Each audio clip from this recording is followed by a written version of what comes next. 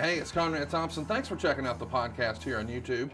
Be sure to hit the subscribe button and the notifications bell. You'll get a notice anytime we upload some new content. And when I'm not asking Bruce, hey, how big was Batista's? Well, you know. One of the things I like to do is help people save money. And if you're watching this video right now and you're in a 30-year loan, man, you're overpaying your single biggest bill and you may not even realize it. I want you to do a little experiment for me. Take your calculator out, multiply your monthly house payment by 360 payments. That's how many payments there are in a 30-year loan. That big scary number, that's your total of payments. You're looking at that number? You know you can do better. Keep more of your own money right now and go to savewithconrad.com. Or maybe you've got credit card debt. Man, it's not a matter of if I can save you money with that. Your average interest rate on a credit card is more than 20%. And by the way, all the interest you pay on those credit cards, it's not tax deductible. Whereas the mortgage interest, well, that is tax deductible. So if you owe this debt, it's up to you how to pay it back. Doesn't it make sense to get the cheapest rate possible and the greatest tax deduction possible? Find out how much money you can save right now for free at savewithconrad.com. You don't need perfect credit. Even scores in the 500s can be approved, and it's no cost out of pocket. But maybe best of all, we're licensed in more than 40 states. We can help more families than ever before. But how much can we save you? Find out right now for free with a quick quote from savewithconrad.com. Hey, it's Conrad Thompson, and you're listening to Arn. And of course, we couldn't do it without the Hall of Famer himself, the founder of the Four Horsemen, the creator of the Spine Buster. He is AA. He is the enforcer. He's Arn Anderson. Arn, how are you, man?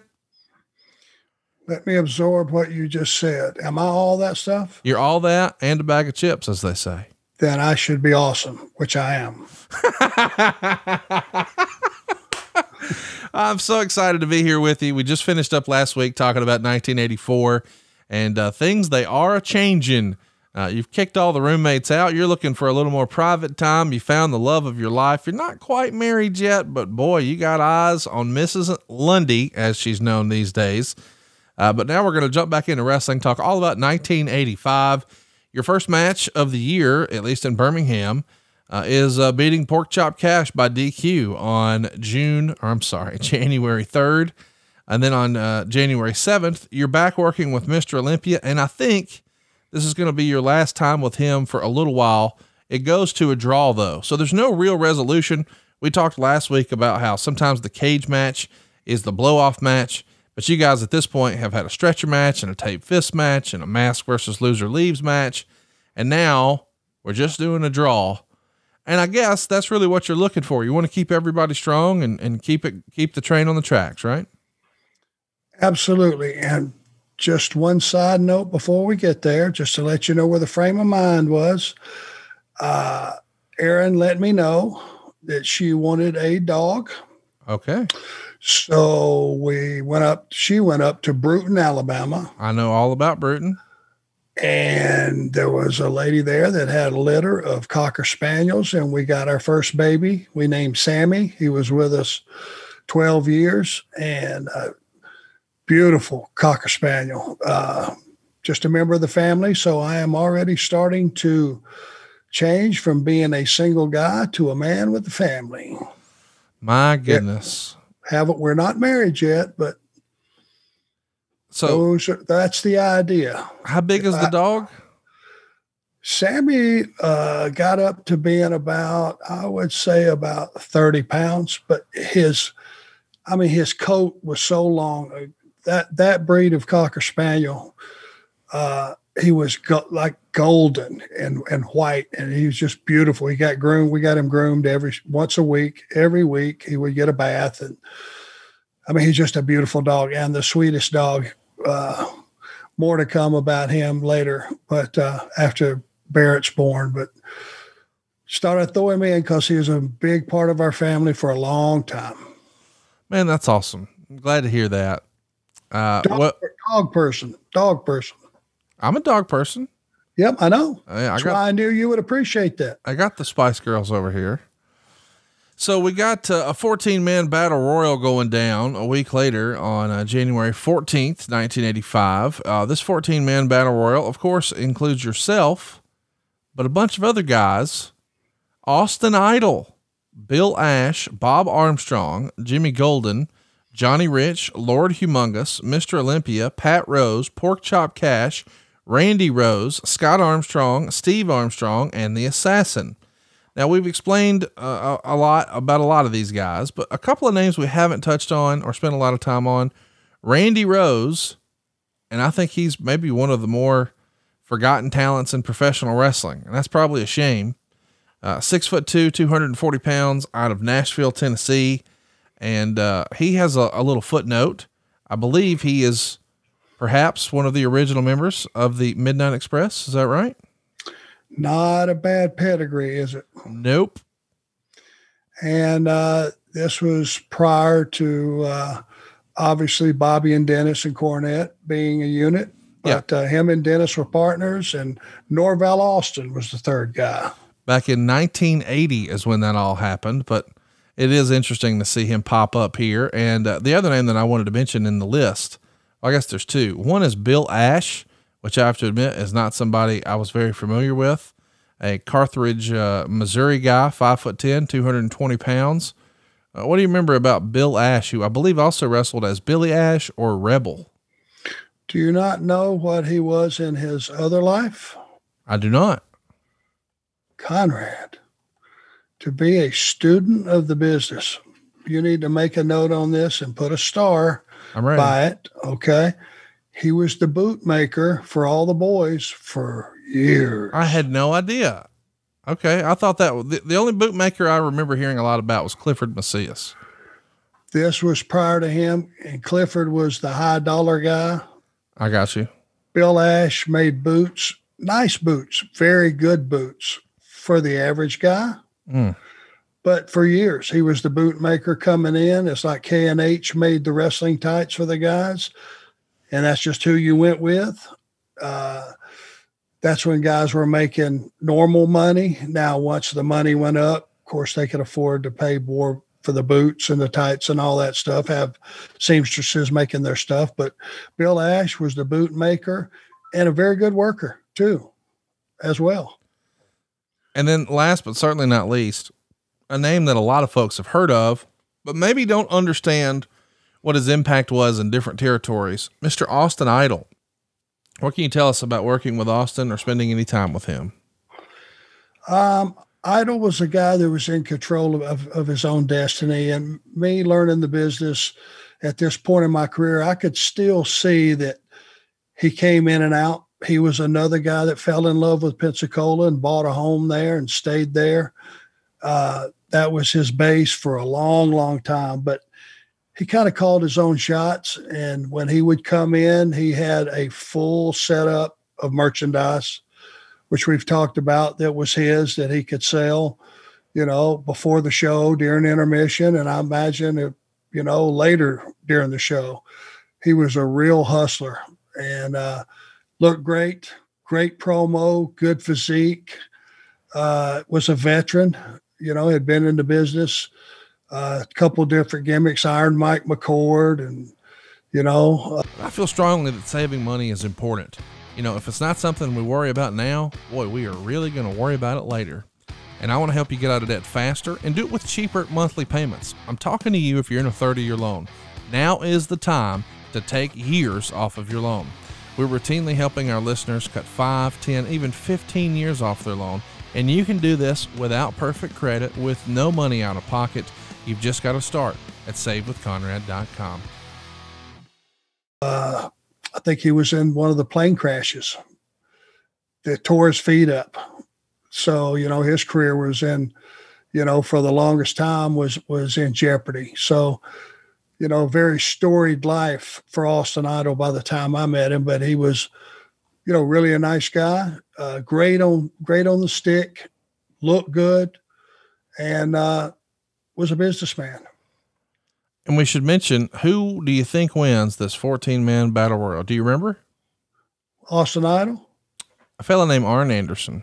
Oh, that name again? You won a match. You what beat was everybody. The prize? The win? Mrs. Anderson. I got over them.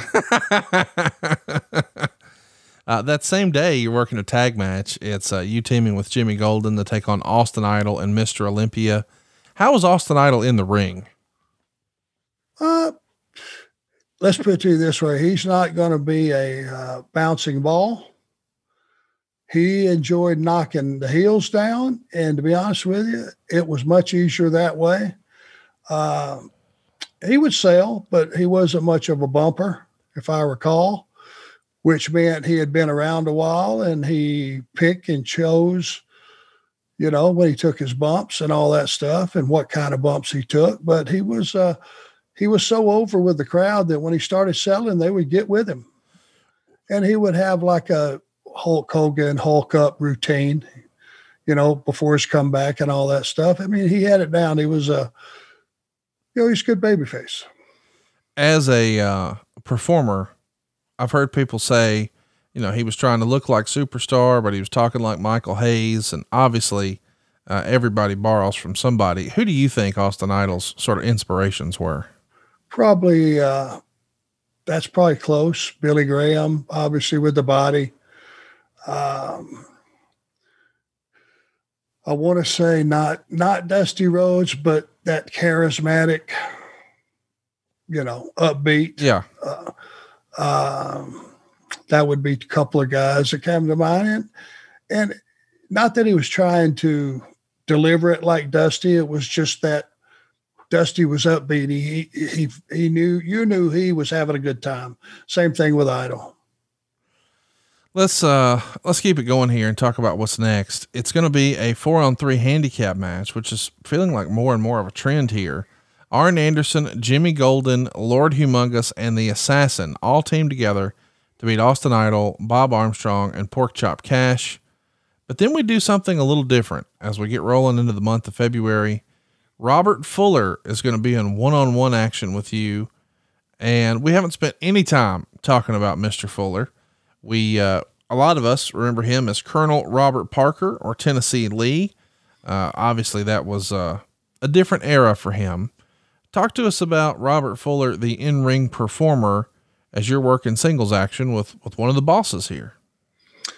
Well, since he is listed on that card, that must have meant that Robert had just started back to work. Now, in those days, him and Ron and Bob would take some time off, you know, and Bob was pretty much a workhorse. He worked all the time, but Ron and Robert would alternate in and out with the book and booking and working and stuff. And it wasn't like when he came back, he had already been there for years and years that you had to reintroduce him. He would just put him on the card. He'd have a promo on TV and he was back in the swing of things. Robert was over in that territory, just like Ron, just like Bob, you know, just like a lot of guys, you know, that were Jimmy Golden was over. And the guys that have been there for a long time, you know, they were established with the fans. And, you know, Robert's a big guy. You know, I don't know if that's the first thing you think about, but he's about 6'4". Yeah. You know. Wait, what do you mean? You said you're not sure it's the first thing you think about? Well, I mean, when you hear about Robert Fuller, I think Colonel Parker. Right. I don't just naturally go the fact that the guy's a big dude too. On top of that, I really thought you were talking about something else that he has a reputation for. Well, I guess he's the champ on that, and no, we're not talking about it. He's not the crowned champ, he's the uncrowned champ. So do not start with me with that. I'm not. It's just when you said, you know, I know when you think about him as a big guy, you don't really think about how tall he was. And I was like, wait a minute, what does that mean? What are you saying? But I got you now. I understand. All right, let's get it out of the way.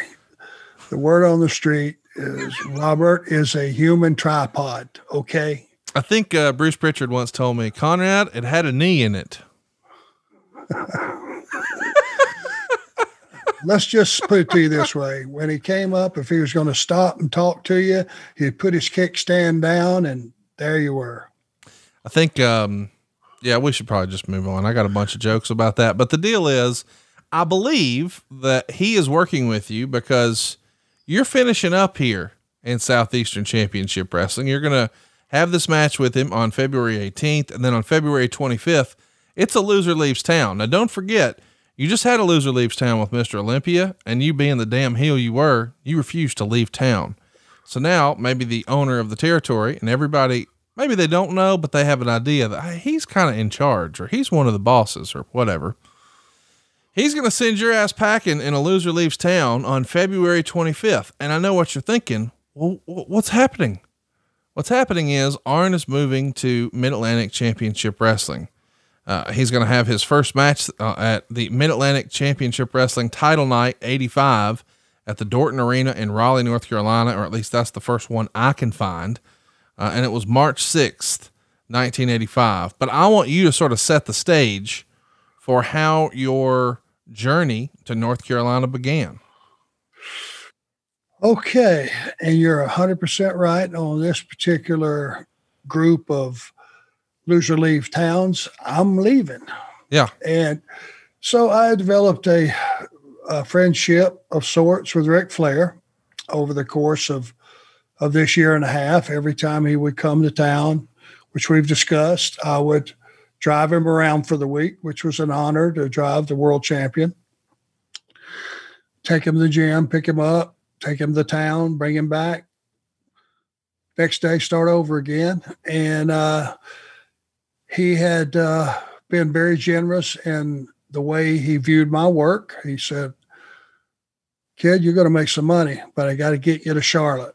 And right now, Jimmy Crockett is looking at the other territories because Vince McMahon is plotting a takeover. I don't know if you know about it or not, but he is assembling an all-star team. And so Jimmy Crockett has sent me out, and the places that I'm working, he wants me to keep an eye out for special talent and talent that can help Charlotte, and place is fixing to take off. You're going to want to, you've been here for a long time, right? And I said, you know, he even recognized year and a half for a heel's unheard of in those days. He said, we want you, you know. So first go around that he hit me with that, I said, I'm not going nowhere. You know, I'm making enough to live like a king as long as I don't buy nothing.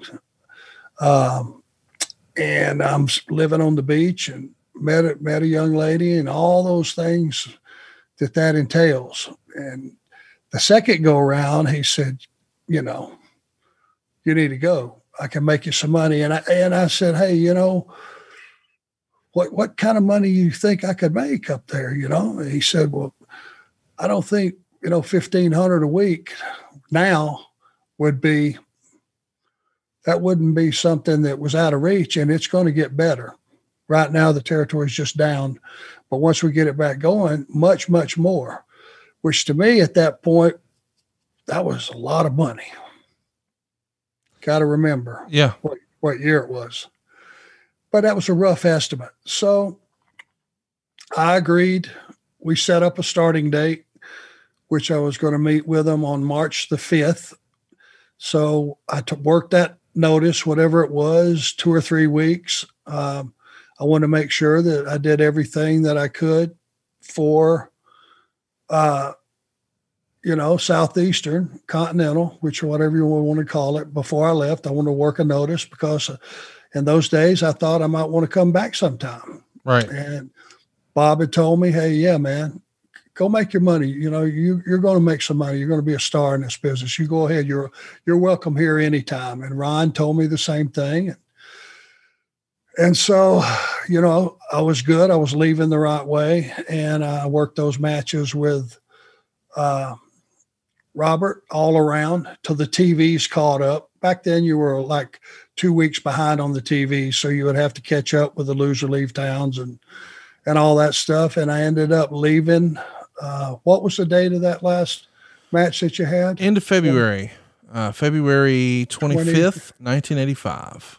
That could have been the last one because I started March the 5th, TV, 1985 in Charlotte. But before we get going on all things Mid-Atlantic Championship Wrestling, and we're going to be talking about that next week, I want to put a bow on what you called the best year and a half of your life. Southeastern Championship Wrestling, or Continental, whatever you want to call it.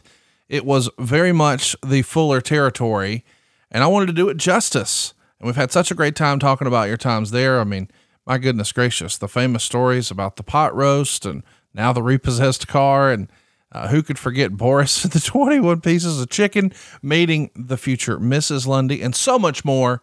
What better way to put a bow on your journey through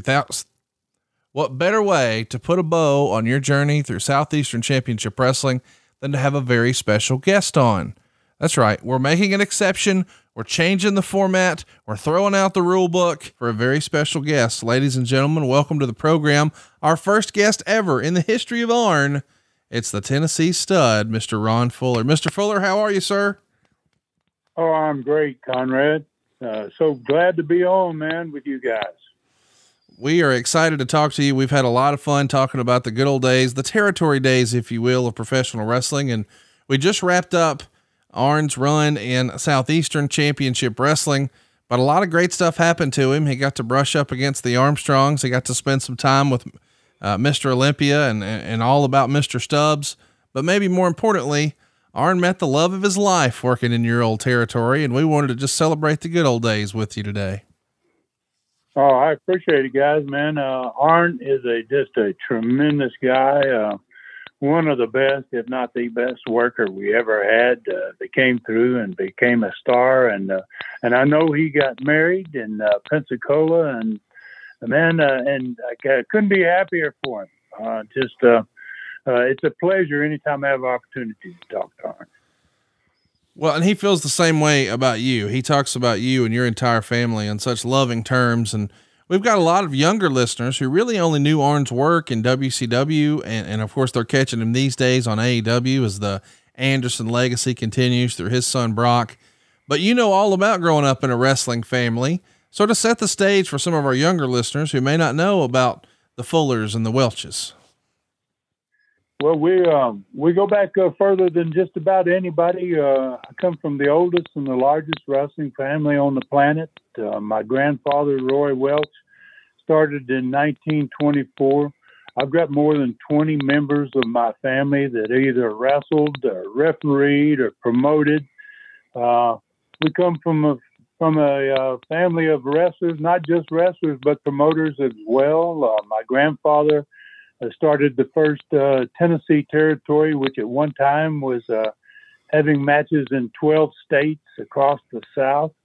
Then my father started wrestling, and he became a wrestling promoter, drew some phenomenal crowds in some very odd places, almost 40,000 people in Mobile, Alabama, maybe Atlanta's largest crowd, or certainly one of their largest in 1965. And Arizona, Phoenix, Arizona, one of its largest crowds ever. So my father was in it. I have a generation of wrestlers. There was 4 people in my family's original group: Roy Welch, Herb Welch, Jack Welch, and Lester Welch, and they all had sons. A lot of boys in the family. All of them turned into wrestlers, and we had another offshoot of them. Make a long story short, we are the biggest and the oldest in all the sport, and some of us were wrestlers, some of us were wrestlers and promoters, some referees. We've done just about all of it, and it's quite a legacy I come from, and I'm really pleased to be able to say I'm a part of the Welch family, the Fields family, the Fuller family. I mean, it's pretty much been a dynasty. It really has. The legacy continues. I mean, even to this day, you guys' impact has been phenomenal on the professional wrestling industry. And what's fascinating to me is you really made not just a living, but dozens of guys came through this territory and cut their teeth and made not just their living, but their legacies. And it happened in, for lack of a better word, a rather economically depressed area. You know, this wasn't New York City. This is Florida and Tennessee and Alabama. And you were doing something that these days is almost unheard of. You weren't, coming to a major market 3 or 4 times a year. You're going to be back in these same towns every 7 days or so. And you had to find a creative way to sell those same folks tickets over and over and over. And that meant you had to get pretty creative, which is why some of the more creative concepts in wrestling were born out of this area. Would that be fair to say? Yeah, I think that is fair to say, Conrad. We had to be very creative. You're right about that, and we did. We introduced a whole lot of people into wrestling. Trained a lot of guys. Gave guys that were just getting in, like Arn, an opportunity. And Hulk Hogan, Honky Tonk Man, Brutus the Barber. It's just really unbelievable how many. David Schultz, Arn right up there on top. I mean, probably 15, 20 of the great stars in the history of the sport came from our areas, either Southeastern Wrestling out of Knoxville or Southeastern out of Pensacola, Continental Wrestling later on, the Furnace, we trained a whole lot of guys. We gave guys opportunity, and guys like Arn went on to really, really make us proud. And once we took those young guys that were going to become stars, and we let them go when they had that opportunity, and they came and said, "Ron, I can go here or I can go there. What do you think?" I never held any, but not a single one of them back. I always said, "Go do it, man. It's your time. Go get it. And go become the man." You know what? I got to jump in right there. You did exactly right that, Ron. I go back and over the years, I haven't done a lot of podcasts or interviews for that matter where I talk about just my career. As you know, being a heel back in the old days meant you were a heel 24/7. And I didn't talk about it, but lately the last few years I've had the opportunity to go back and talk about, and I call it the greatest year and a half of my career was working for you down there. And it's where I really honed my craft in the ring. You gave me the opportunity to screw up a bunch of promos on those market specs and do them over and get them right. Give me some advice on what I was doing wrong. And more than anything, let me have fun and enjoy the business the way I pictured it as an 8-year-old. I couldn't imagine doing anything else my entire life but being a wrestler. It's all I wanted to do. And you gave me that opportunity, and it was like the family atmosphere down there was second to none. It was so relaxed. Just show up on time and excel at your job. That was the only requirements you put on anybody, man. How easy is that? And, all those years we were living like rock stars in the Crockett era.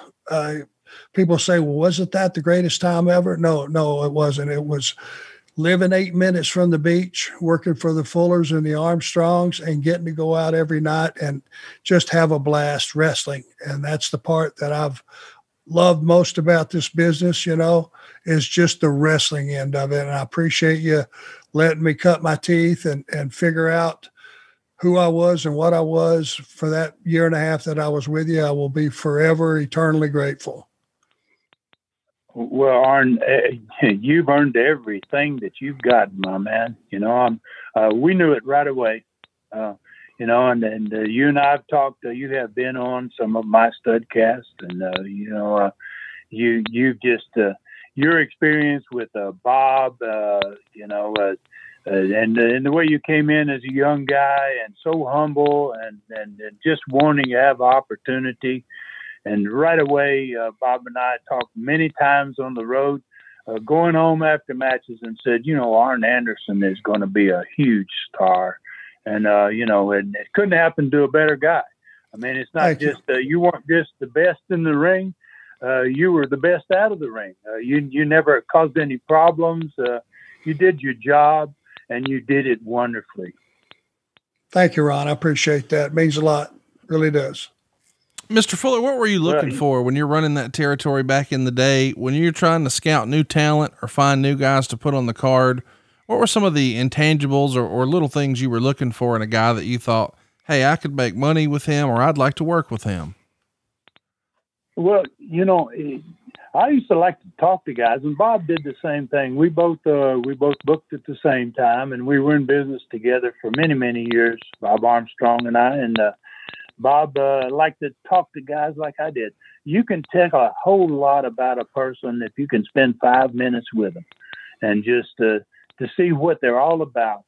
And we were both impressed by Arn right off the bat. And then you got to have some talent. It's a little bit important about how you were trained, but we trained so many guys, and we gave so much young talent the opportunity that we didn't take them into the ring and train them in that respect that much. We tried to train them with just how we ran our company, how we ran our business. The guys would get a feel for how it should be done, and the way we did it was, as Arn said, we made it fun. We didn't didn't have all these crazy rules that you got to do this and that. We weren't like Bill Watts. Sometimes it was a little bit overbearing, and he pushed a little too hard. But we wanted our guys to have fun, and we wanted them to learn. And I guess you touched on that creativity. And that being creative and having all these different types of matches and having all these different types of finishes that a lot of territories weren't doing, it gave those guys opportunity to learn the business from a different side. And it worked out well for us. And boy, it worked out really well for a whole lot of other guys like Arn. Boy, did it. Talk me through some of your challenges as a booker or as a promoter when you do have to put on your creative hat, because some of the times you've got to reshuffle the deck and create new matches, because we're going to be in this same arena, largely in front of these same fans next week. How was that different than what we're seeing these days? And I know you're not necessarily booking wrestling these days, but I'm just fascinated by you're successful in spite of the fact that it's the same fans every week. How do you keep them coming back? Can you take me through the creative process? Oh, well, yeah, I can certainly try. Is booking. Booking is a critical part of all the wrestling business. We couldn't do what other places did because we only had so many large cities, and we had to go there every week. We had to be creative, and we had to do something different every week. We actually probably more than any other territories ran these programs with families. We had to turn guys from babyface to heel, and sometimes back to babyface within a 1 year period of time. We utilized talent in a different way than most territories did. We like to keep guys that were really good for a little longer than most territories kept them because of the way we could utilize them. Southeastern Wrestling, my first company in Knoxville that I started in 1974, I had Ronnie Garvin in there as a heel to begin with. I turned him babyface. I turned him heel over a 4 year period of time. We just did tremendous business with him as one of those guys. Then myself and Bob Armstrong, we were own part of the company, so obviously we utilized our talents as best we could. I wrestled. I started heel in Pensacola, turned babyface, turned back heel, had a Tennessee stud, formed a stable, brought in a bunch of different heels as part of the stable, and I was all the time after Bob Armstrong, trying to get his. Then got him in a loser leave town match. He came back, put a mask on, called himself the Bullet. We rode that for many, many years. His sons grew up. Brad Armstrong, one of the greatest workers of all time, and Scott and Steve, all those boys joined their father, and my brother and my cousin Jimmy Golden joined the stable, and we just kept running the same group, basically probably no more than 30 wrestlers over a 6 year period of time. And just kept drawing money to selling out buildings week after week. Storyline was so important as a booker. Your TV wasn't just to have 4 matches on it. You wanted to have 4 matches, but you wanted to have 3 angles. You wanted to have something going with everybody. And you never wanted your fans to get stale to where you to get stale and make them disinterested. You kept something going all the time that fans were going, wow, look at this. What are they doing now? Wow, this happened last week. And that happens the next week. You had to work hard. You had to be creative on your TV, but you had to be creative in your house show too, because you had to get them back the following week. And it was different. It was probably difficult, but it was always fun. And you're dealing with these young guys like Arn was when he came in. That's really talented guys, and you watch them grow. That was so. It was such a big thing to sit back and watch their matches and go, wow, this guy's getting better every week. And give them the right matches, give them the right angles. You go in there and you work hard for them every night, and you go back and that town sold out the next week. It's a great life. There was no business ever better than the professional wrestling business. Amen. Ron, I have a question, and it's just, I'm such a fan of the history of the business, and it's like you don't get to hear the guys that came before me. Scott Almighty, I'm a million, but I wanted to be a wrestler about 8 years old, and from the point I was hooked, that's all I ever wanted to do. But it was something, it was like a pipe dream to me. You growing up in the business and your father and grandfather being in, was it a foregone conclusion that you were going to be a wrestler? It was just a question of when you were old enough to start wrestling? Was that kind of a family deal that, hey, Ron and Robert are going to be wrestlers and that's it, period? Or was it a choice? Or my dad, he pushed us a little bit to wrestle, but let's go back to my grandfather. And when my dad was born and started wanting to be a wrestler and started training to be a wrestler, my granddad didn't want him to be a wrestler. He kind of pushed him away from it, so much so that my dad quit before he actually got really started as a wrestler. And learned how to weld and went to Chicago and started as a welder in Chicago. Basically gave up on wrestling early on and then came back to it. For me, I grew up always wanting to be a wrestler. And I was a pretty decent basketball player. I ended up playing ball in college at Clemson and University of Miami. And, and I could have maybe gone and become a pro. I was pretty decent at it. But I never had any thoughts about doing anything else other than being a wrestler. And part of that, Arn, is and it's a great story. When you were on with me, I really loved your 8-year-old story when you called your buddy up, you'd watch the TV, and you said, come down, man. Come on down here. I want to see you.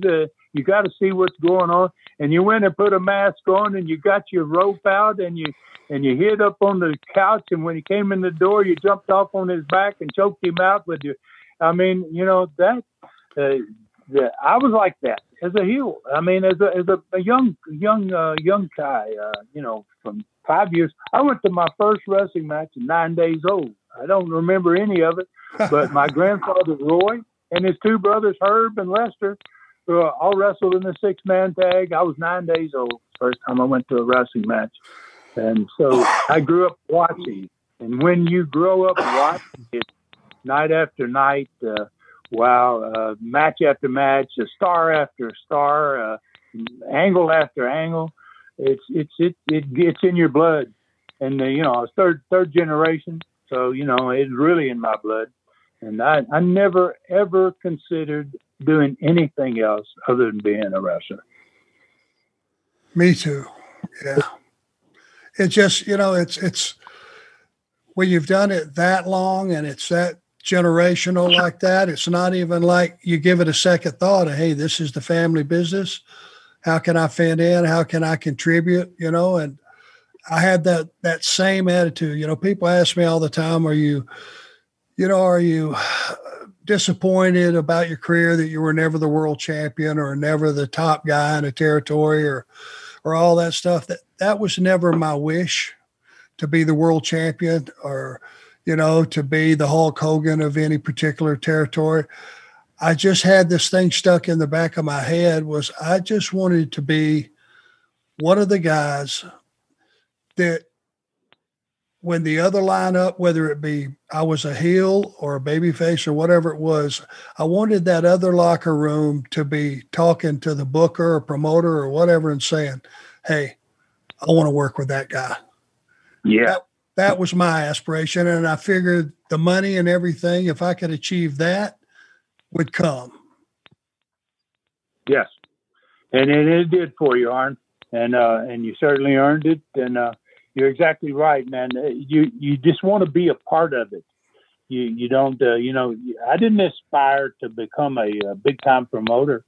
I just wanted to get my tights on. I wanted to get in that ring. I just wanted to do what my dad did and what I saw my granddad do, and then things worked out to where I went the way that my dad and my granddad went, and I ended up running my own companies and my own businesses. And wow, and dealing with young guys like you was such a thrill. It was just it was so pleasing, man, to get the guy that had your attitude involved and in your dressing room. And like you say, and that went on. You were heel. I was a babyface a lot of times when you were heel in that territory. And guys would go, I want to work with Arn, man. Can they figure me an angle with Arn, And I wasn't surprised. I don't blame you, man. We all want to work with Arn. Even the top guys wanted to work with Arn. So, it's a great professional wrestling it hurts me to see where we are nowadays, as compared to what it was in the 80s. But back in my granddad's day and my dad's day, and wow, in the 70s and the 80s, it was just unbelievable lifestyle. There wasn't any better thing you could have done. I don't know how any other sport could have had more fun or been in a better lifestyle than professional wrestlers. I'm curious, when you're talking about the good old days and you're talking about the 80s, especially the late 70s and early 80s, the territories are thriving. I mean, I think Memphis had their best years in the early 80s, and I'm curious to hear when you think your best years were, but you had attractions. You had the touring NWA World Heavyweight Champion who would come through the territories from time to time, and you had really big attractions, literally, like Andre the Giant. Do you have any good Andre the Giant stories you can share with us today? Oh yeah, I got all kinds of Andre stories. Andre was one of my greatest friends, and he started coming wrestling for me in Southeastern Wrestling in Knoxville back in. I think his first appearance there was probably in 1975, and Andre fell in love with Knoxville, and he told me after his second trip there, he says, "Ron, I want you to call Vince and tell Vince to put me here as much as he can." He just loved coming there. I got one for you, Conrad. I picked him up. I set him up into a hotel that had a lounge right next to it, a big nightclub, because Andre liked to drink a little bit, and he had a great time, man. And he would go in there, and I picked him up to take him back to the airport to fly out one morning, and he was early, and I asked him, I said, "Have you eaten?" And he said, "No, Ron, no, I haven't." And I said, well, we'll stop and get some food before I take you. I got time to go to a restaurant. So we went to a Waffle House. That was Andre's favorite restaurant. Turned out, I said, "Where do you want to go?" And he says, "Waffle House." So I said, "Okay, we'll go to Waffle House." It was in the morning. We sat down at the table, and the waitress came, and she recognized him. It's back when he had the big hair, the real big hair. His hair was 6 feet off of the top of his head. He looked like he was 7, 8, and he said, so she recognized him, and he was ordering. And we both had the menu. If you've been in a Waffle House, it's got a breakfast menu on one side. You flip the menu over, and it's got the other. the afternoon and the dinner meals. And so I'm looking at it and the breakfast, and I ordered the breakfast, and then she says, "What do you want, Mr. Giant?" Mr. Giant. Oh, I cracked up. So he says, I want breakfast. And she says, "Yes, okay. What are you having? What do you want?" And he had the front side of the menu, and he showed it to her, and he says, "I want the menu." And she says, "You've got the menu, Mr. Giant." And he says, No. He says, "I want everything on the menu." Oh my! So, and then he said, and so she almost fell on the floor, and she said, "You want everything on the front side, on the breakfast side of the menu?" Yes. And then she was going to walk away, and he goes, No, come back. And she came back, and he says, he turned the menu over, and he says, "I want this side too."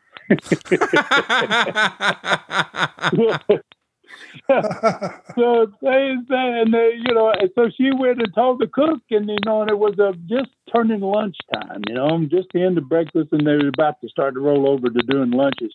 And I heard this big conversation back there, and he's like, "He wants what?"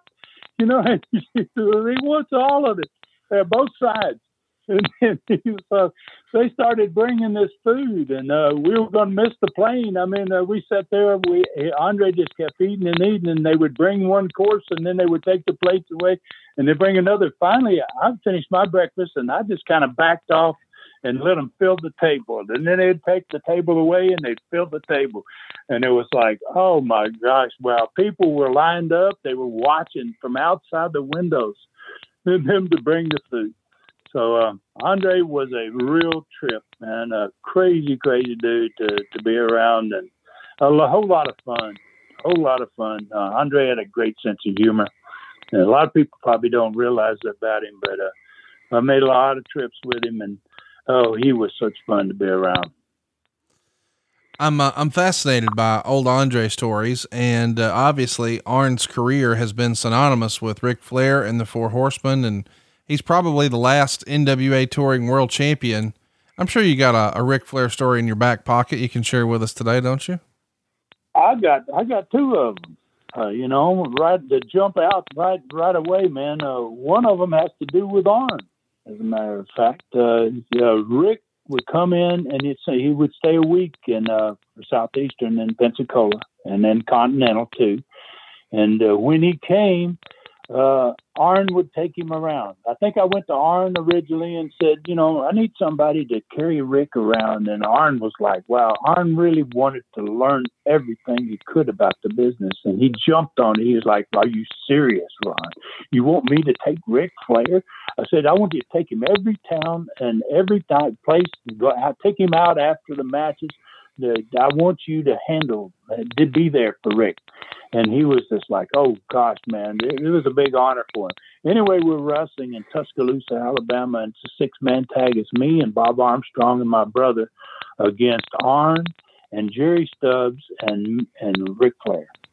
And early in the match, Arn starts the match, and he's doing these phenomenal, he's calling these high spots. I mean, one right after another with all of us baby faces, we'd tag in, we'd bump him, man, we'd tag out, and then he'd just have another high spot for the next guy, He's got this crowd going crazy, and he calls a spot, and he hits the ropes, so you drop down or we leapfrog or whatever it was. I can't remember. It might have been my brother in the ring with him, and Arn hit the top rope, broke on the ring, and he went out. He went upside down and disappeared off the apron. You couldn't see how he landed, but I knew he had to have landed on the back of his head. Maybe broke his neck. It's one of those deals where Bob Armstrong and I on the apron, and we look at each other and go, "Oh my God, man, he's dead. They might have killed him, Mark." And we got off the apron and walked around to the corner and looked, and he was already dead. Flair jumped off too. Flair must have, he saw it because he was right there where it happened, and he was already down there, and he was helping Arn up, and Arn was just like almost popping up on his feet, and I was like, wow, man, I was so happy to see he was alive, And then I figured, well, he'll get up on the apron and Flair will tag in or Stubbs will tag in. And Arn got right back in the ring. And Flair saying, come here, man. You just took this horrible bump. You got to get out. And Arn shaking his head. No, I'm going to still go. And he started right back into it again. I was like, wow. I told Arn, I said, I think that was the night that Ric Flair fell in love with him, man, that Ric Flair really saw what Arn was all about. And so Rick used to come into the territory, and he would go out on these nights with Arn, and always he wanted to take all the heels in the whole crew. He would, whatever town it was in, especially like a Pensacola on a Sunday night, he wanted to take the whole crew out to the bar afterward with him. On Dothan on Fridays, he would go, and everybody had to go to the bar with Rick. And he would buy the kamikazes, buy them drinks. There's one particular drink called a kamikaze. And he'd have all of them drinking their drinks, man. Wow. And then they would all get drunk. And Arn told me that in a conversation, he says, Ronnie says, he said he was getting all of us drunk for years, and then Rick would get them drunk, and the deal was between me and Rick is Rick would get them drunk, especially on a Friday night, because he knew they had TV on Saturday, and then he would try to get them to book him so that he had to leave on Saturdays. So he'd be there like from Saturday to the next Friday, and he'd get everybody drunk in the crew on a Friday night, and then he'd leave the territory.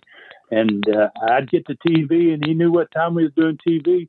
He would call the TV station, Flair would, and he would say, get Ron Fuller, please, to come to the phone.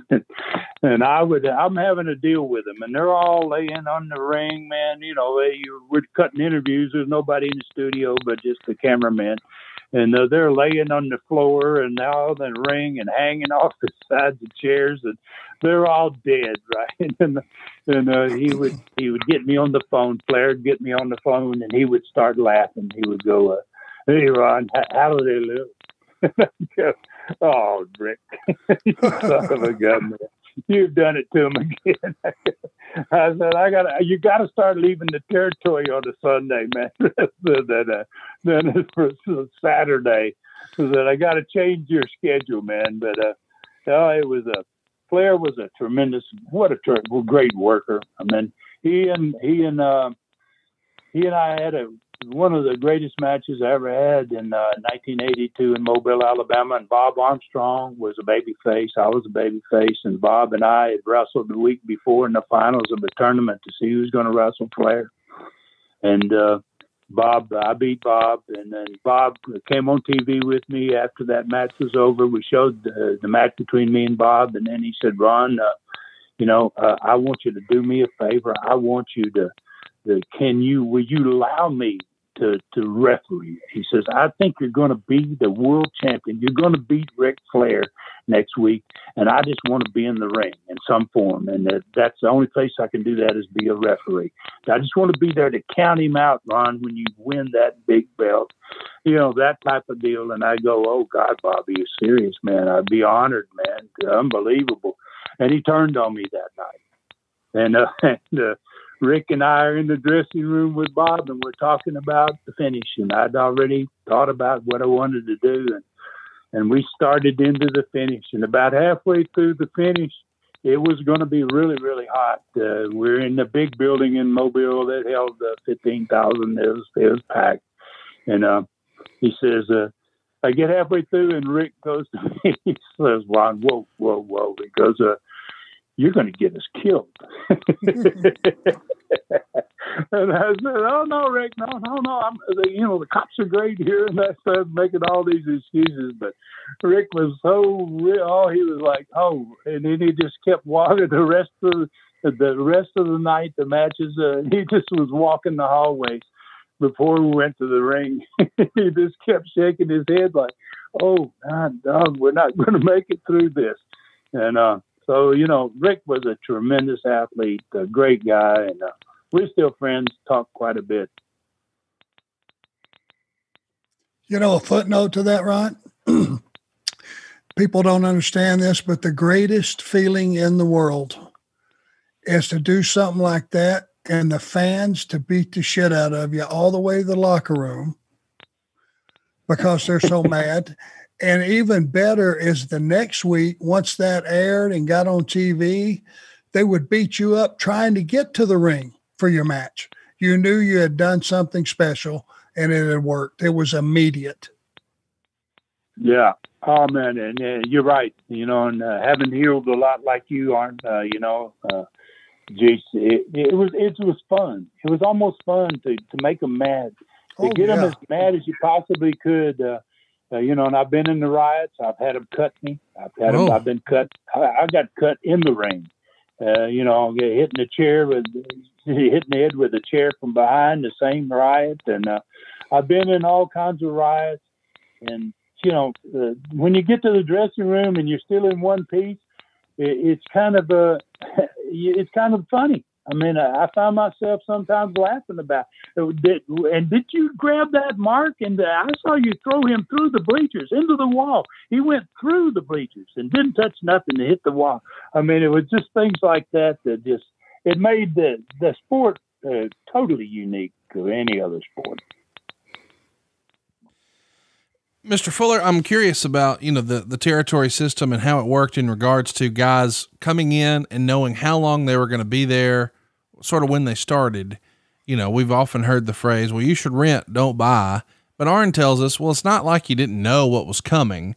How would you request talent from other promoters and sort of work out what their start and finish dates were when a guy came in? And was that not always the case? Sometimes it just worked out. They were happy, you were happy, and you just kept them a long time. Like Arn was there for, gosh, I guess a year and a half. We did things business differently. It was really funny. When I started Southeastern in Knoxville, it took me almost 2 years to get that business really, really cooking and on fire. And I was struggling to get talent during that time frame, and you know, and then calling a lot of different promoters and calling and asking them who you got and who can I get. I was desperate, but boy, once it started selling out, and once every town was selling out, wrestlers were like, the old saying was, you know, if you wanted a message to get sent, it was a telephone, telegraph, or tele-wrestler. And, you know, and that's the way it worked. Once that thing started to get on fire, the strips were really short in both my territories, which was a real benefit to us. So your longest trip in Knoxville was about 120 miles. So, you know, I was like, wow. And most trips were 40 miles. So, you know, it was just basically a one-town territory, and you ran all the small towns around it. And once you started selling out like that, I never did ever have to go and ask anybody for talent or to help me find somebody. My phone rang off the wall with guys wanting to come, you know, and they didn't care about how long it was going to be. They were just like, Ron, I hear you're on fire there. And I hear we had guys making in the smallest territory probably in the world at that time, the Southeastern, a little small area around Knoxville. We had guys making $1,200 and $1,500 a week when other territories were making $700. You know, so we had tremendous talent, and it was easy to keep them. My problem was in getting them to go. I would go and tell somebody, you know, look, and it got to be so bad that Bob Armstrong was with me all the time. I got that down face, and I got that really depressed look out of him. I couldn't take it. It really hurt me. So I told Bob at one point, I said, Bob, you're going to have to give notices. And he goes, why, Ron? And I said, because I can't take it. I go, then none of them want to go. Then they all want to go. No, Ron, please. You know, it was like, I love it here. So, you know, it was easy for us. It wasn't, I don't know how everybody else did, and I don't know that everybody else called around. I think that probably a lot of guys did that. A lot of promoters kind of dealt with each other quite a bit. Only person I dealt with much on a regular basis, and not a regular basis, I dealt with nobody on a regular basis. Sometimes Jerry Jarrett in Memphis and I would swap a little talent because it made sense. We were about 400 miles apart. And most of his guys were in Nashville. So I got a few guys from Jerry, and I would give him a few guys from me. And then when guys leave me, they would go to Jerry a lot. And when they left Memphis, they would come to my side of the state. But it was a kind of a unique territory. I found out that once you get on fire and once you get your territory cranked up, if you've got short trips, that's what wrestlers were looking for. They were beating themselves to death on the roads before they started flying. And it was just horrible. You were in Florida, Carolina. Wow, that's a big one. I mean, you didn't have very short trips. Guys were willing to work for half the money if they could get a short trip. Yeah, it's an interesting thing to look back at, because as we're talking about Arn's journey through the territories, he's telling us how miserable the road trips were working for Bill Watts, and how guys didn't just have one spare tire, they had two, because the roads were so bad and the trips were so long. And then it gets to you, and you're in your bed every night and you're on the beach every day. It's a quality of life that he couldn't have anywhere else. And that's probably why so many great talents, I mean, a who's who came through the territory. Rattle off a list of names. I mean, we've talked about Ric Flair and we've talked about Andre the Giant, but it really does read like a who's who worked for your promotion through the years. Oh man, all kinds of the Schultz. David Schultz started there. Joe LeDuc, Mongolian Stomper, Austin Idols. Gosh, I wish I had some sheets in front of me. I mean, literally, we had Paul Ondorf worked for my company. Like I said, Honky Tonk Man before he was Honky Tonk Man, and Brutus the Barber, Hulk Hogan was in there. So many great wrestlers and the great talent. Tag teams were just Arn and Stubbs and the Sheep Herders. It was an amazing little deal, man, and it was a wonderful time frame. Business was really good. Mobile was actually, Knoxville was actually even better trip-wise than Pensacola was. I mean, you would be in Knoxville on a Friday, and your Saturday night you'd be 40 miles away in Morristown, or you'd be 100 miles away in Harlan, Kentucky.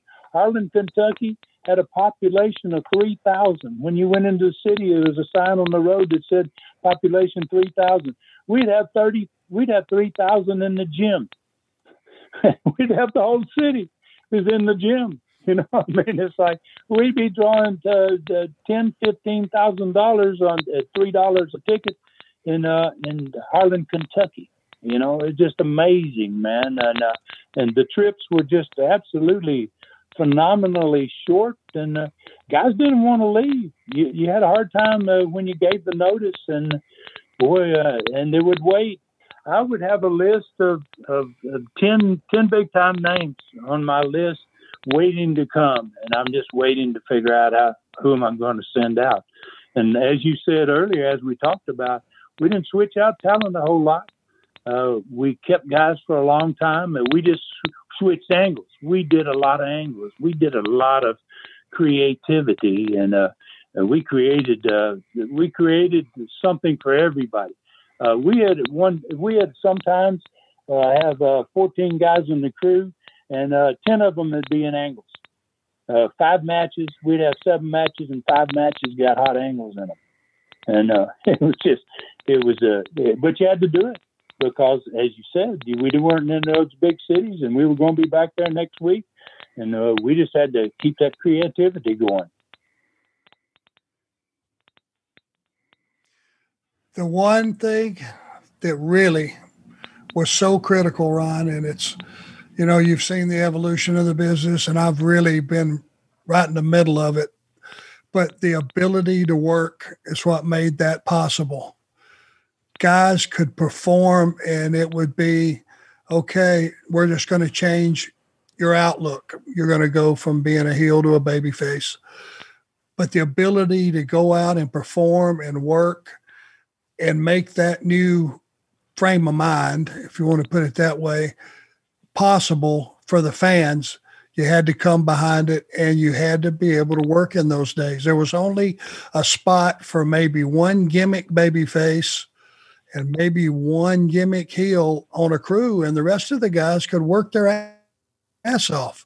And you would just say, okay, you're mad at your cousin because this reason, and we're going to play this out on TV. And now your ability to follow up and make it happen in the ring was just critical.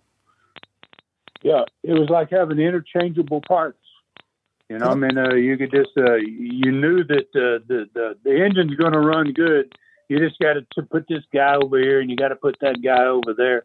And you're right. If you've got great talent, they can sell anything. They can make any match work. And that's basically, as a booker, you didn't have to worry. You had everybody in your crew. When I first started my first company in Knoxville, I had maybe 6 top guys and 6 guys underneath guys. And as I kept growing companies and going from Southeastern down to Pensacola and then creating Continental, I ended up with every guy was the top guy. I remember one night in Dothan, Alabama, and you probably remember days like this, Arn. The first match was Bob Armstrong against Ron Bass. Wow. That was the opening match. There were 6 matches. That was the opening match. And when I looked at the card, I said, that's where it ought to be. I mean, everybody above them are all great workers. You know, I mean, so, you know, and that's how you did it in those days. That's how you sold out these towns, the same ones week after week, is that you just had phenomenal crews. You had phenomenal angles. Guys went out there and worked and gave their hearts and their souls, and the fans knew it. They recognized it. They saw it. They could tell these guys are really doing it, man. And it was just a phenomenal period. And there was a lot of other territories, I guess, that were doing the same type of deal back in the day. And I think that's why the territory days were so spectacular. And you know, that's why the old timers and fans that went back years ago, they still want to go back and talk about that era. Well, you mentioned him a minute ago. We just recently lost Bob Armstrong, and everybody on this call knows what a great legacy he left behind, not only in the ring and entertaining fans, but with his great wrestling family that still lives on and is still making history these days. You got any good Bullet Bob stories you can share with us today? Oh man, I love old Bullet. The Bullet and I, gosh, went back so far, and Bob and I had a brother relationship. He was not just a friend. He was like a brother to me. And I got one that I just thought of. Bob Armstrong was one of the toughest and the baddest humans alive, man. I mean, he had that Marine background. And he wasn't just a regular Marine. He was the Marine. You know, when he was there, he was the guy. He was the best they had. And he was just like that in the business. And I got a call one time, and his wife, whose name was Gail, and she's no longer with us either. And what a wonderful lady she was, just like Bob. I got a call one day, and I lived just down the road in Pensacola. I lived in a little subdivision, was maybe 2 miles away from Bob. And Gail calls me up, and she's panicking, and she goes, "Run!" She goes, "You got to get over here. You got to get over here right now." And I go, "Oh, wait, whoa, Gail, what's going on?" She goes, "They're fighting. They're fighting." I was like, "Who's fighting?" "Oh, the whole of them, Ron. They're the Bob and Steve. And Scott and Brad, they're all out there in the front yard. Hurry, gotta come." I'm like, oh. I hung up the phone, and I'm thinking, oh my God, what am I going to walk into here, man? I mean, you got Bob Armstrong and his boys, and they're having some kind of battle in the yard. I'm like, I don't know if I want to go over there. You know, I was pretty much obligated. Nobody else could go and stop that kind of a deal. And thank goodness when I got there, they had kind of finished with it.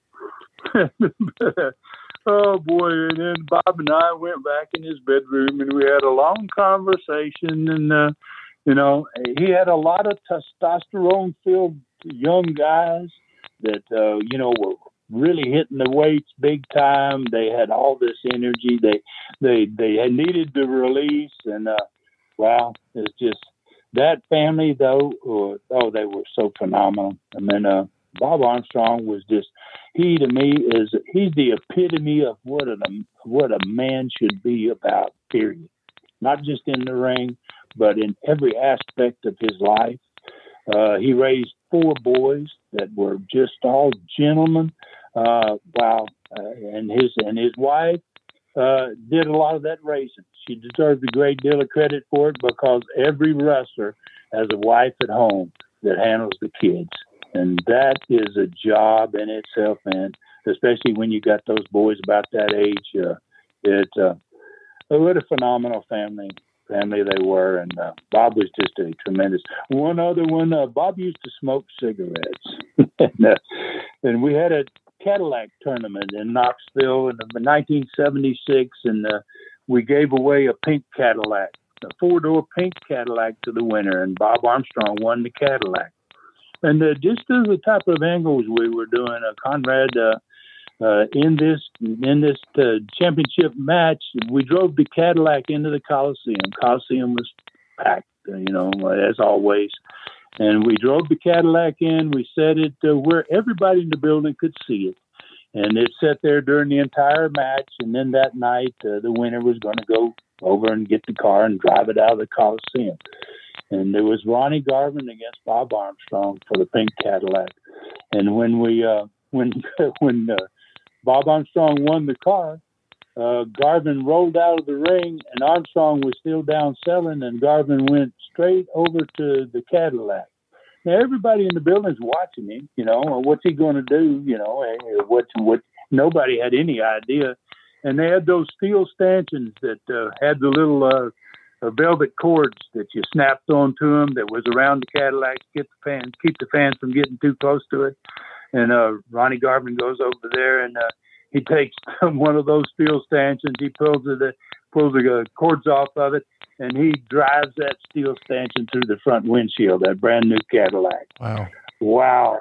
I mean, that building, you can imagine what the reaction to everybody was.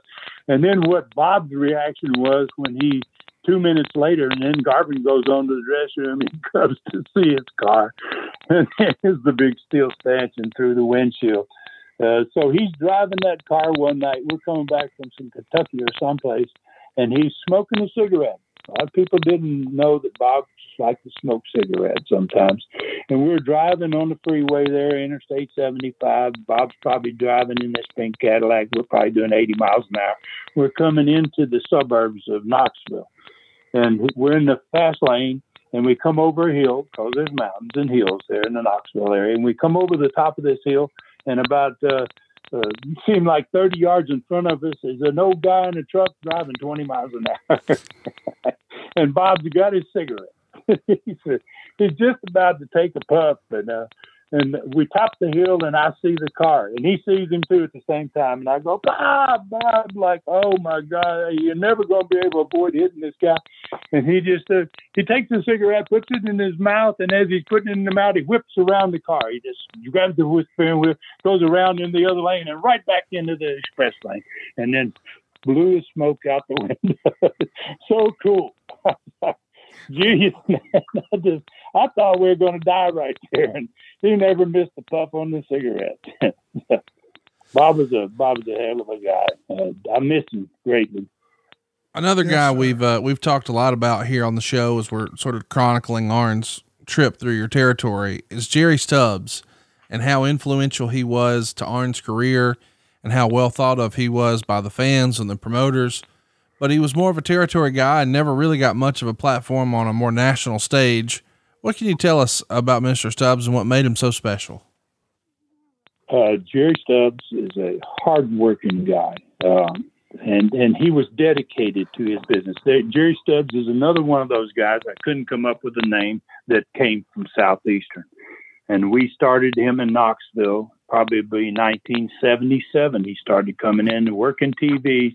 And then we gave him a few shots, and he worked his way in because he was so ambitious and he wanted to learn. He was perfect for Arn.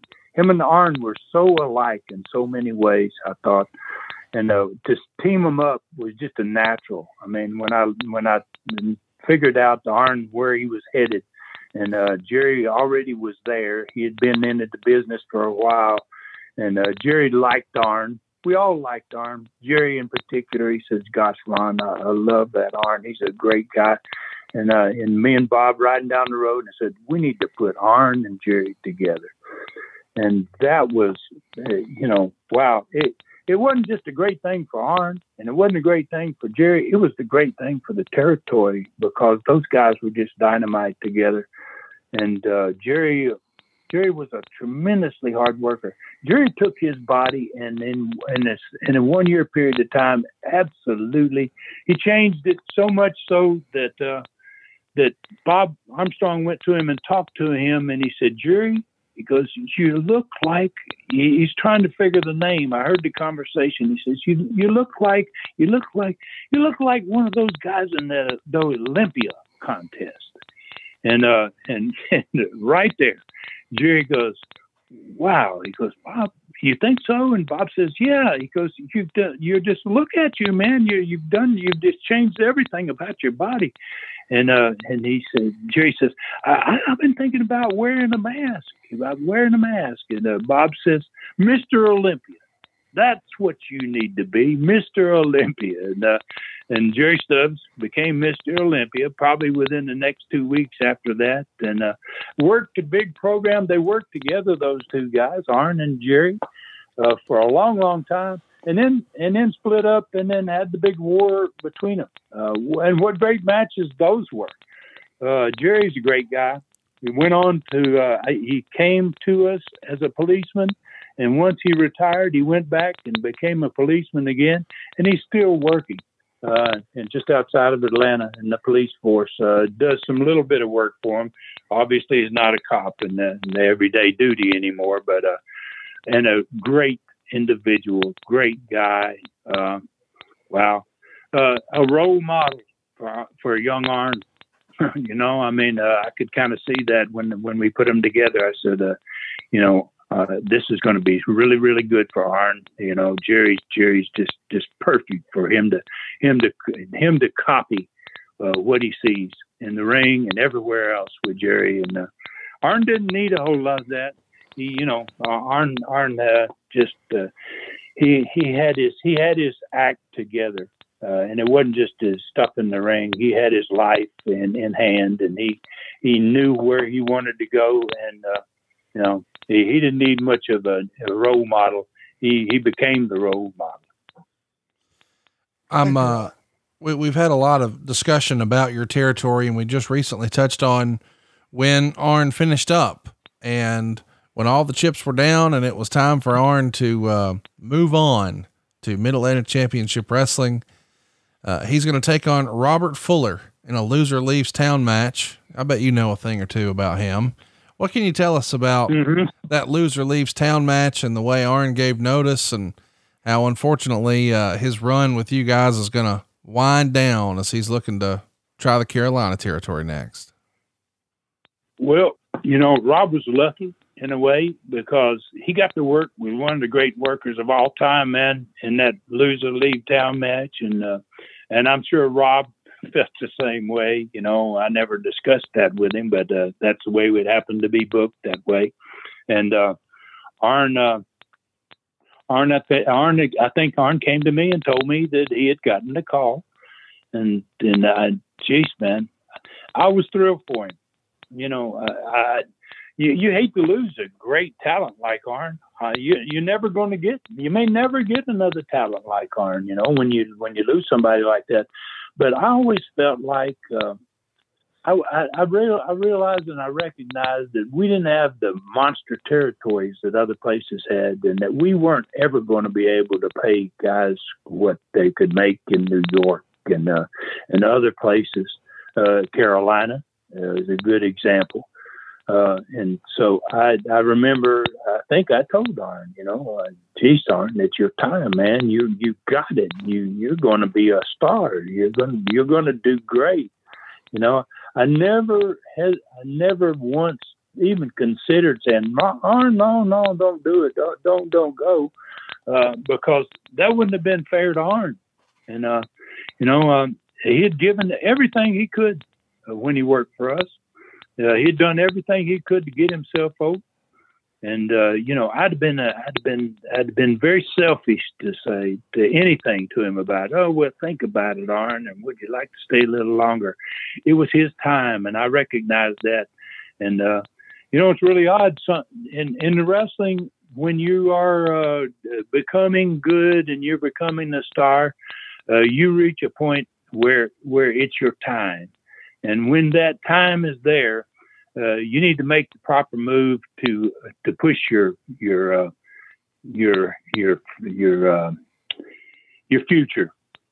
forward. You need to move forward, and Arn had reached that spot. He needed to move up.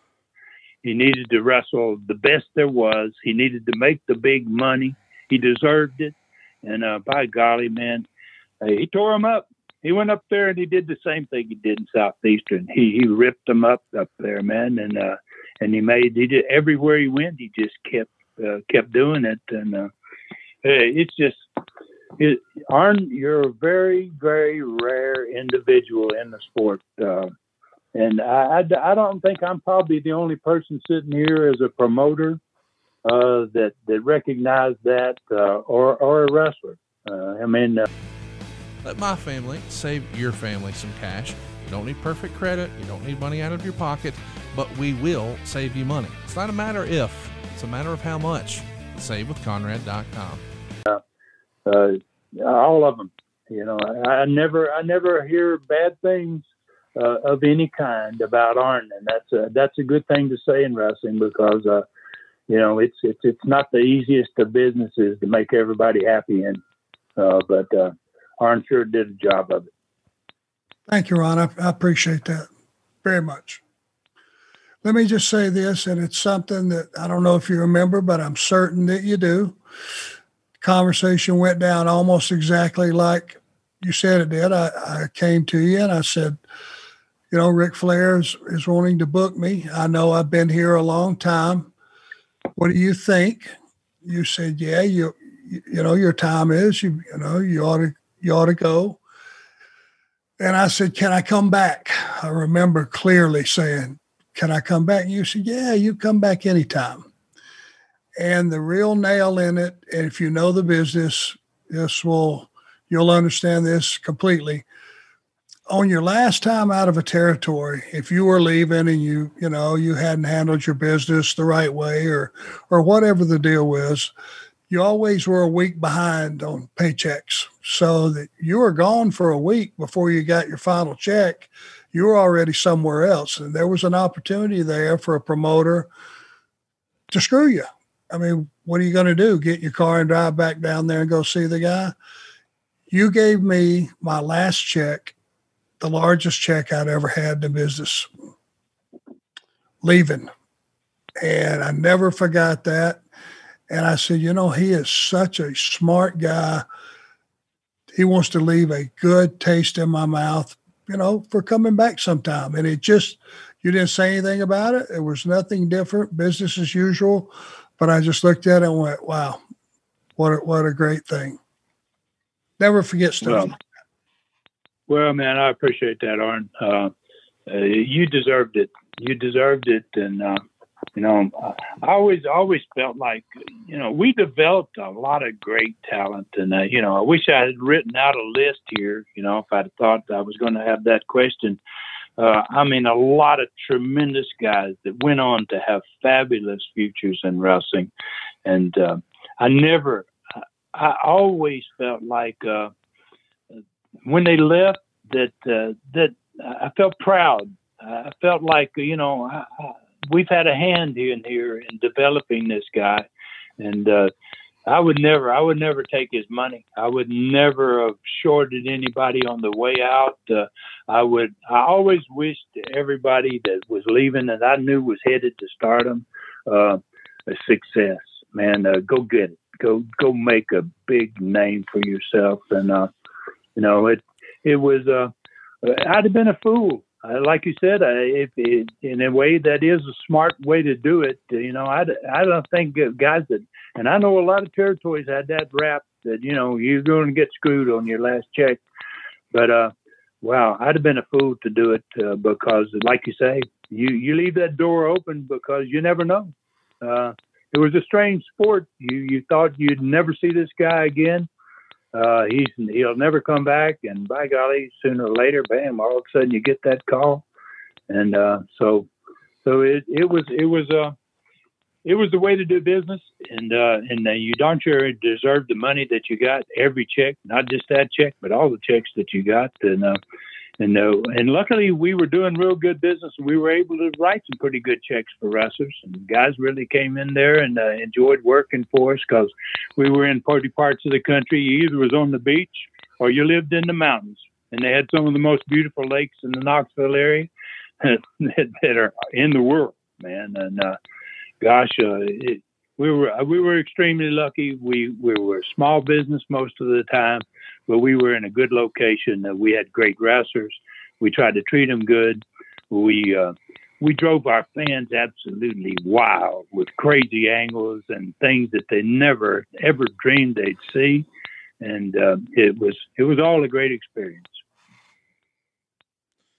Well, we've had a great experience having you on here today, Mr. Fuller. We can't thank you enough for the time. You spent over an hour with us. We're sorry for keeping you so long, but we had such a delightful time talking to you. We've really not spent a lot of time talking about the territories until the last few months, and we've had so much fun, and so have our listeners. And to have, one of the founding fathers of the territories here with us today is so cool. And we really thank you. And I'd like to give you an opportunity to sort of promote your podcast, because I know the Studcast is alive and well, and people can hear more of your great stories on a pretty consistent basis. Tell them where to catch it. Yeah, we're at, I have a website at TN Stud, and then obviously podcast. It's on where almost every all podcasts are. You can find it out there, and it's just called the Studcast. And once a month, I do a special program. I did one on Arn very recently called a Super Studcast, which is 3 hours, and it's a Patreon product. It's $2.99 for the 3 hours. It's a TN Stud or patreon.com/Studcast.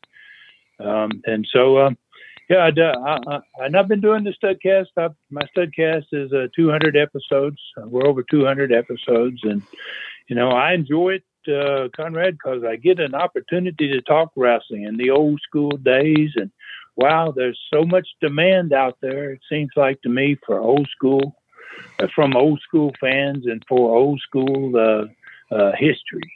And, I feel kind of honored to be able to sit there every week and try to educate people about how it used to be, especially those younger people. I don't know how many of them listen. I know we got a lot of younger people that listen to the show too, but there's a lot of history that the young people don't know, and there's a lot of history that the older people don't ever want to forget. Well, couldn't have said it better myself. Thank you again for everything. I know it means a lot to both Arn and myself, and I'm sure our listeners have had a great time, and I hope everybody listening will go check out the Studcast. This was fun, Arn. Yeah, it was. It's an honor, Ron. Thank you so much. Oh yeah. Thank you, Arn. I love you, man. And I wish you great success. You got a great one here. You're on there with a great guy. And you're going to knock them dead again, man, just like in the ring. Thank you, sir. Thanks for the time. How about that, Arn? We had our first guest, and man, we couldn't have had a better guest, Mr. Ron Fuller. Hope everybody checks out the Studcast, and I hope you guys stay tuned next week. We're going to keep the story going as Arn goes north. He's finished up with Southeastern Championship Wrestling, and I think Dusty had a pretty famous line when he first met with you about coming to work in Mid-Atlantic. What was that line, Arn? Give us a tease for next week. Go get over. And that's what we're going to try to do next week right here on Arn. Hey, it's Conrad Thompson. Thanks for checking out the podcast here on YouTube. Be sure to hit the subscribe button and the notifications bell so you get a notice anytime we upload some new content. And go save yourself some money right now. If you're in a 30-year loan or you have credit card debt, it's not a matter of if I can save you money. It's a matter of how much. Find out right now for free at SaveWithConrad.com.